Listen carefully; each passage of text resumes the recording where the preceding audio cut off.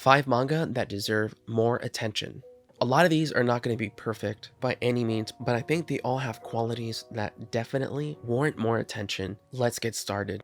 So we're going to start off with a mangaka who I feel almost nobody is talking about in English manga communities, and that is Tsutomu Takahashi. And there's one specific series by him that I feel like really stands out and really does deserve more attention, and that is Sidooh. This is a visually stunning historical drama about two young orphan brothers who were left to survive with nothing but their father's swords and their mother's wisdom. What really stands out for me in particular is the artwork. This artwork is absolutely fantastic. It is a shame that we do not have anything by this mangaka translated in the West. You can just see the way he works the pen and draws his lines are very unique. He has such a unique character design style, and his techniques with the pen itself and working the ink is just incredible. You can see in a lot of the backgrounds, it has this sponge look. The story itself is full of action and heavy seinen situations, so if you're a fan of that and samurai manga, I think you will really come to appreciate this manga.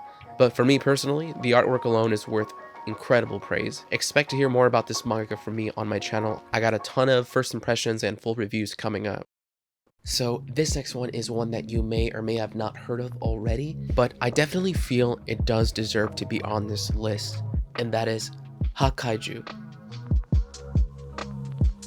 This is an action horror manga written and illustrated by Shingo Honda, and as you can see, the artwork is incredible. I personally am not into a lot of horror manga, but this one in particular just instantly hooked me. The way he designs the monsters, but specifically the way he shades in the details, is just so hypnotic. It just has me wanting to see more and more designs, and as I'm reading on, I cannot wait to see what other monster designs he's gonna throw at me. You know, the story itself is very horror-like. It's revolved around a high school that is suddenly attacked by what could only be described as monsters. And really, it becomes a lot of fun with a lot of action. The art alone is worth praise because this is really one of a kind. And the cover artwork is incredible. It's very colorful and really showcases a lot of the brilliant designs of Shingo Honda. So some of you may have heard of this next one here. It is by a mangaka who is well known for his artwork, and that is Bestiarius. Bestiarius is a historical fantasy written by mangaka Masasumi Kakizaki. It's set in a very interesting fictional realm with demi-humans and talking dragons. The story actually begins with a talking dragon who essentially ends up killing a man. This dragon later comes to raise that man's son in the gladiators arena, which is where he was forced to become a gladiator as an orphan. You know, it's a very interesting fantasy premise, but what truly stands out about Bestiarius, as you can see, is the artwork. Masasumi Kakizaki is simply a master. He has a very distinct character style. The way that he creates his shading creates this beautiful look with the hair. He's also fantastic at stylizing action. He really does give you a great sense of the action that is going on. Even though it currently does not have an English release, there are European releases that you can check out, or I'd recommend getting the Japanese volumes because it's definitely worth it for the artwork alone. So this next one is probably the most recognized in the list, but I feel still does not get the love it truly deserves, and that is Yokohama Kaidashi Kikou. It is so difficult to explain why this series is so magical without just having you go read the manga itself. It is insanely wholesome with such a unique art style that makes it difficult not to fall in love with it right away.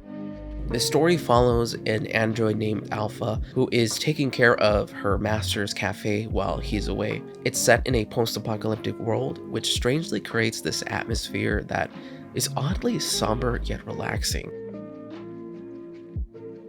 Every chapter simply feels special when you're reading this.